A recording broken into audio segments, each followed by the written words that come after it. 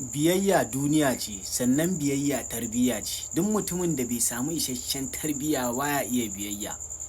Ba iya Abba da Kwankwaso ba, ko a aikin gareji kai wa mai gidanka butulci ba za ka ga daidai ba.